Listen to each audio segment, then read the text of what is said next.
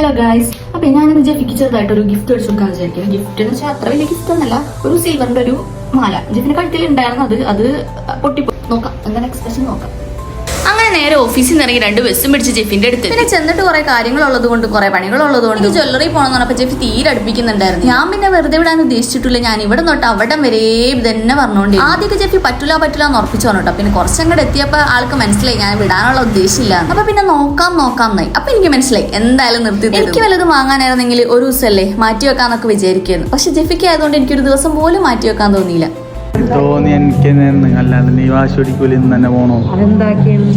പിന്നെ കുറച്ച് കഴിഞ്ഞപ്പോഴേ നേരത്തെ കാട്ടി തിരക്കൊന്നും തീരെയില്ല. മാല കിട്ടി കഴിഞ്ഞപ്പോ നേരെ റിംഗ് സെക്ഷനിൽ എങ്ങനെ വന്നാലും 1 മണിക്കൂറെങ്കിലും അവിടെ നിന്നിട്ടുണ്ട്. വന്ന തിരക്കൊന്നും മൂപ്പർക്ക് ഇപ്പില്ല കേട്ടോ. മൂപ്പർക്കാണല്ലോ മേടിക്കുന്നത്, അതുകൊണ്ട് പിന്നെ വേറൊരു കുഴപ്പമില്ല. എനിക്കൊക്കെ ആണെങ്കിലോ അയ്യോ അല്ലല്ല അങ്ങനെയുള്ള സ്വന്തം കാര്യത്തിന് എത്ര സമയം പോലും ആർക്കും ഒരു കുഴപ്പമില്ല. വല്ലവരുടെ കാര്യത്തിന് സമയം പോലല്ലേ പ്രശ്നമുള്ളൂ. അങ്ങനെ ബില്ലിങ്ങും പാക്കിംഗ് ഒക്കെ കഴിഞ്ഞപ്പോൾ ഞങ്ങൾ അവിടെ നിന്ന് ഇറങ്ങിയിട്ട് അല്ലാതെ അവിടെ നിന്നിട്ട് വേറെ കാര്യമൊന്നുമില്ല. എല്ലാം ഷടപടേന്നായിരുന്നു. വീട്ടിലെത്തി ഡ്രസ്സൊക്കെ ചേഞ്ച് ചെയ്ത് വേഗം കല്യാണത്തിന് പോയി. അപ്പൊ ഓക്കെ, അടുത്ത വീഡിയോ ആയിട്ട് നാളെ കാണാം. Bye bye.